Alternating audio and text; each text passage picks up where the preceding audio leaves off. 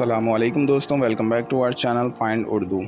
Prior का मतलब है कोई काम या इवेंट जो पहले हो चुका हो या किसी और चीज़ से पहले हुआ हो।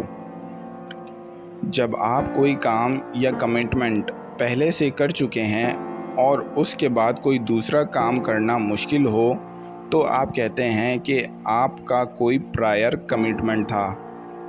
एग्ज़ाम्पल, मुझे उस पार्टी में जाना था लेकिन मेरे प्रायर कमिटमेंट की वजह से नहीं जा सका। I couldn't attend the meeting due to prior engagements. मैं मीटिंग में शामिल नहीं हो सका क्योंकि मेरे पहले से कमिटमेंट्स थे। प्रायर का मतलब है कोई चीज़ या काम जो किसी और चीज़ से पहले हो चुकी हो। तो दोस्तों, ये था प्रायर लफ्ज़ का मतलब। उम्मीद है अब आपको समझ में आ गया होगा। मिलते हैं नेक्स्ट वीडियो में। शुक्रिया।